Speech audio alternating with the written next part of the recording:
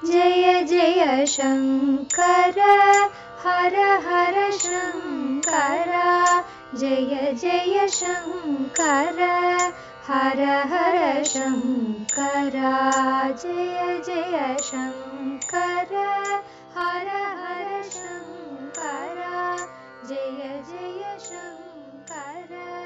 குரு தெய்வத்தின் குரல் 5ஆம் பாகம். குருமூர்த்தியும் திருமூர்த்திகளும் முழு முதலாக விளங்கும் மூர்த்திகள்.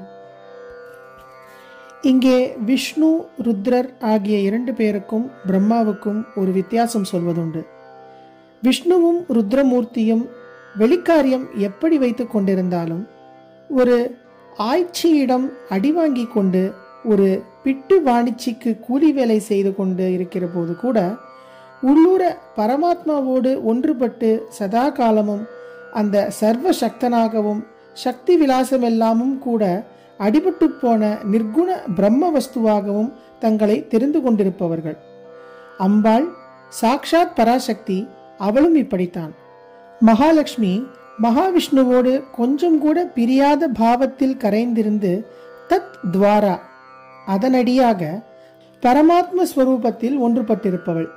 வைஷ்ணவர்கள் அவளுடைய ஸ்தானத்தை நன்றாக உயர்த்தி அனுகிரகிக்குமாறு மகாவிஷ்ணுவை தூண்டிவிடும் சக்தியே அவள்தான் என்பார்கள்.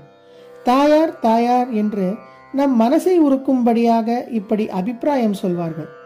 நம்முடைய ஆச்சாரியாலும் மகாலட்சுமியை ஸ்துதிக்கும் போது அவளையே கீர் தேவதை, அதாவது சரஸ்வதி என்றும், சசிசேகர வல்லபா, அதாவது சந்திரமௌலீஸ்வரனின் சக்தியான அம்பாள் என்றும் சொல்லியிருக்கிறார். பின் குறிப்பு கனகதாராஸ்தவம் 10. பிள்ளையார் முருகன் ஆகியவர்களும் இப்படியேதான் முறையே விக்னஹர்த்தா தேவசேனாபதி என்று மட்டும் முடிந்து போகாமல் முழு முதலாக நின்று கொண்டு அனுகிரகிக்க கூடியவர்கள். ஆஞ்சநேய மூர்த்தியும் ராமதாசனாக இருந்து கொண்டே சர்வ சக்தராக பூஜிக்கப்படும் ஸ்தானத்தை பெற்றிருக்கிறார். பிரம்மாவை இந்த லிஸ்டில் சேர்க்கவில்லை. ஏராளமான சாஸ்திரங்களை அலசி பார்த்து அப்பைய தீட்சிதர் அபிப்பிராயம் பண்ணும்போது விஷ்ணுவையும் சிவனையும் அம்பாளையும் பிரம்ம கோடி என்ற பூர்ண பிரம்ம சக்தியாக சொல்லியிருப்பது போல் பிரம்மாவை சொல்லவில்லை. பேரினே பிரம்மா என்பது பிரம்மம் என்கிற மாதிரி இருந்தாலும் சாரத்திலே அப்படி பூர்ணமாக இல்லை. சித்தே முந்திதானே பார்த்தோம், தனக்கு சிரஞ்சீவித்துவம் வேண்டும் என்று யாராவது வரம் கேட்டால் பிரம்மாவே எனக்கு அப்படி கொடுக்க அதிகாரம் இல்லை, சக்தி இல்லை என்று சொல்லிவிடுவார் என்று. பிரம்மாவுக்கு மட்டும் ஏன் விலக்கு? ஒன்றை சொல்ல புகுந்தால் இன்னொன்று அகப்படுகிறது. பிரம்மாவுக்கு கோயில் இல்லாமல் இருப்பதற்கு இப்போது இன்னொரு காரணம் கிடைக்கிறது. ஒருத்தருக்கு கோயில் எடுத்து கும்பிட வேண்டும் என்றால் ஒன்று அவர் சகல சக்த பரமாத்மாவாக இருக்க வேண்டும், அல்லது அவர் அதிகாரம் பெற்றிருக்கும் விஷயம் நமக்கு வேண்டியதாக இருக்க வேண்டும். செல்வம் தருவது லக்ஷ்மி, அறிவு தருவது சரஸ்வதி, விக்னத்தை போக்குவது பிள்ளையார், ஆரோக்கியம் தருவது தன்வந்திரி சூரிய பகவானும் தான், அல்லது நவகிரகங்கள் மாதிரி நமது ஜாதக பீடைகளை போக்குவது ஐயனார், மாரியம்மன் மாதிரி துஷ்ட சக்திகளையும் நோய் நொடிகளையும் போக்குவது என்றிப்படி ஒருவர் அதிகாரம் பெற்றுள்ள விஷயம் நாம் வேண்டி பெறக்கூடிய ஒன்றை அருளுவதாக இருக்க வேண்டும். சிருஷ்டி அதிகாரத்தில் இப்படி ஒன்றும் இல்லை என்று முன்னேயே பார்த்தோம். இல்லாவிட்டால் ஆலய வழிபாட்டுக்குரிய ஒரு மூர்த்தி ஒரு பெரிய அடியாராகவோ ஆசிரியராகவோ ஆவது இருக்க வேண்டும். பிரம்மாவானால் இதில் எந்த கணக்கிலும் சேர்வதாக தெரியவில்லையோ இல்லையோ. அதனால்தான் நவகிரகங்கள், ஆழ்வார், நாயன்மார், மாரியம்மன், இருளன், வீரன் ஆகியவர்களுக்கு கூட கோயில் இருந்தும் மும்மூர்த்தியரில் ஒருவரும் சதுர்முகங்களால் சதுர்வேதங்களை சதா ஓதிக்கொண்டிருப்பவருமான ஒரு பெரிய தெய்வத்திற்கு மட்டும் கோயில் இல்லை. பாவமாகத்தான் இருக்கிறது. பரமாத்மாவாகவே தம்மை அவர் தெரிந்து கொள்ளவில்லை, அல்லது தெரிந்து கொண்டாலும் அப்படி காட்டிக்கொள்வதில்லை என்பதால் அவருக்கு பூஜை இல்லை. அதோடு ஒரு வீரன், இருளன் மாதிரியான க்ஷூத்ர தேவதை கொஞ்சம் கூட பரமாத்ம பாவமே இல்லாததா இருந்தாலும் அதனாலும் நமக்கு அனுகூலமாக ஒரு கெட்டதை நிவர்த்தி செய்ய முடிகிற போது சிருஷ்டிகர்த்தா என்பவர் மட்டும் அப்படி எதுவும் செய்ய முடியாததால் அவருக்கு பூஜை இல்லை என்று சொன்னால் ஒரு கேள்வி கேட்கலாம்.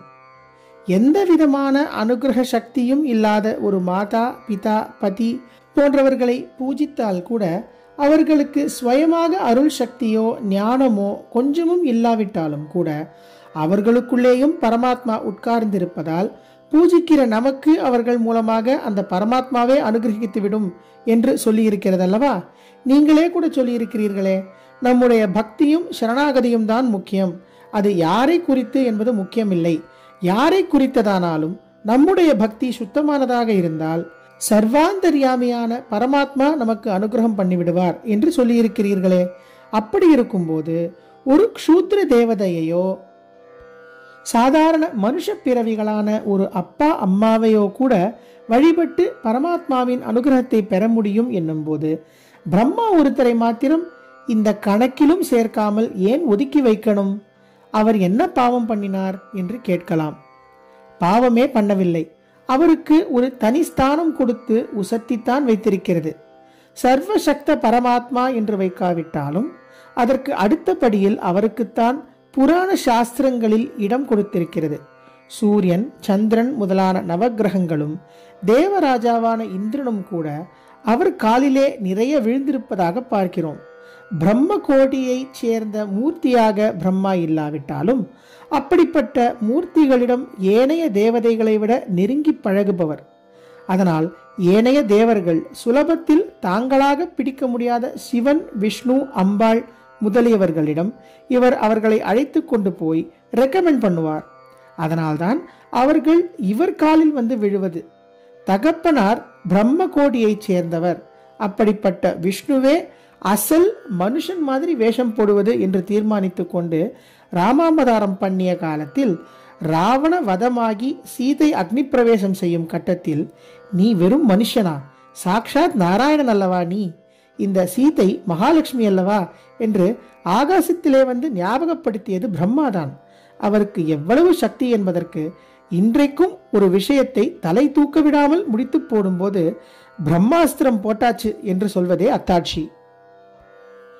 இப்படி இருந்தாலும் ஒரு பெக்யூலியர் பொசிஷனில், அதாவது தமக்கே உரிய ஒரு விசித்திரமான நிலையில் அவர் இருப்பதால் தான் அவருக்கு மட்டும் கோவில் இல்லாமல் வைக்கும்படி ஆகியிருப்பதாக தோன்றுகிறது. அவர் ஏதோ பாவம் பண்ணினார், பெக்யூலியர் பொசிஷனில் இருக்கிறார் என்று சொல்வதை விட, நாம் தான் ஏதோ பாவம் பண்ணி நம்முடைய மனசின் சுபாவம் ஒரு பெக்யூலியர் பொசிஷனில் இருப்பதால் நம்மால் அவரை கோவிலில் வைத்து வழிபட முடியவில்லை என்று சொல்ல தோன்றுகிறது. பரமாத்மா எவருக்குள்ளேயும் இருந்து கொண்டு அந்த ஒருவரிடம் நாம் பக்தி பண்ணினால் அனுகிரகித்து விடுவார் என்றபடி பிரம்மாவுக்குள்ளேயும் இருந்து கொண்டு பண்ணத்தான் செய்வார். அதில் சந்தேகமே இல்லை. ஆனால் கஷ்டம் என்னவென்றால் நம்மால் பிரம்மாவை பக்தி பண்ண முடியாமல் இருப்பதுதான். நாம் மட்டும் பிரம்மாவை வழிபட்டு விட்டோமோ, நிச்சயமாக அவர் மூலமும் சர்வாந்தர்யாமியான பரமாத்மாவினால் நமக்கு வேண்டியது அனுகிரகிக்கப்பட்டுவிடும். ஆனால் அப்படி வழிபட விடாமல் நம் மனசின் இயற்கை செய்கிறது. நம் மனசினால் சிவன், விஷ்ணு, தேவி, முருகன் போன்றவர்களை பரமாத்மாவே என்று வழிபட முடிவது போல இவரை செய்ய முடியவில்லை. எதனாலோ இவரை அப்படி முழு முதற் தெய்வமாக வழிபடும் நடைமுறை இல்லாமலே இருந்திருப்பதால் இவருக்கு பரமாத்ம ஸ்தானம் கொடுத்து பார்ப்பதற்கு நம் மனசினால் முடியவில்லை. ஆச்சாரியால் ஷண்மதம் என்று ஸ்தாபித்த காலத்திலேயே அவற்றில் விஷ்ணு மதம், சிவமதம் ஆகியவற்றோடு பிரம்ம மதம் என்று ஸ்தாபிக்க காணோமே. ஷண்மதங்களில் ஒன்றாக சூரிய மதத்தை கூட அவர் ஸ்தாபித்திருந்தும் திரிமூர்த்திகளில் ஒருவரான இவர் பெயரில் ஒன்று ஸ்தாபிக்கத்தானே இல்லை. இப்படி நெடுங்காலமாக இருந்து வந்திருப்பதால் இப்போது நம்மாலும் இவரை முழு முதலாக பாவிக்க முடியவில்லை. ஒரு குறிப்பிட்ட அதிகாரம் மாத்திரம் கொண்ட தேவதையை கூட நாம் வழிபட ஆரம்பித்து விட்டால் அப்புறம் அதனிடமே பிரியம் உண்டாகி அதுவே நம் இஷ்ட தேவதையாகிவிட, அதன் பிற்பாடு அதுவே நம்மை பொறுத்த மட்டில் நமக்கு சகலவித அனுகிரகமும் செய்யும் என்ற அனன்ய பக்தி ஏற்பட்டு அதை முழு முதலாக பூஜிக்க முடிகிறது. ஆனால் இவர் விஷயமாகவோ முதலுக்கே மோசமாக ஜன்மா தருவது என்பதான இவரது அதிகாரமே நமக்கு இஷ்டமில்லாத விஷயமாகி விடுவதால் இவரை வழிபட வேண்டும் என்ற எண்ணம் ஆரம்பத்திலேயே நமக்கு தோன்றுவதில்லை. யாராயிருந்தாலும் அவர் மூலம் பரமாத்மா அருள்வார் என்றாலும் நாம் பல காரணங்களுக்காக பிரியப்பட்டு வழிபடக்கூடியவர்களாக இன்னும் எத்தனையோ தேவதைகள் இருக்கும்போது, அப்படி நம் பிரியத்தை விசேஷமாக சம்பாதிக்க முடியாத ஒருவரிடம் அவர் தாமே பரமாத்ம நிலையில் இருந்து கொண்டு அனுகிரகிப்பார் என்று நமக்கு தோன்றாத போதிலும், அவரிடம் நமக்காக இயற்கையில் ஒரு விசேஷ பக்தியும் சுரக்காமல் இருந்த போதிலும், அப்படிப்பட்ட ஒருவரிடம் போய் இவர் மூலம்தான் பரமாத்மா அனுகிரகிக்கட்டுமே என்று வழிபடுவதென்றால் அது ரொம்ப செயற்கையாகவும் வலிந்து மேற்கொண்ட ஜீவனில்லாத காரியமாகவும் தான் இருக்கும். அதனால் அப்படி பண்ண நம்மில் எவருக்கும் தோன்றுவதில்லை. பிரம்மாவுக்கு மட்டும் ஏன் விலக்கு? நாளை தொடரும். ஜெய ஜெய சங்கர, ஹரஹர சங்கர, மகாபிரியவா சரணம். जय जय शङ्कर हर हर शङ्कर, जय जय शङ्कर हर हर शङ्कर, जय जय शङ्कर.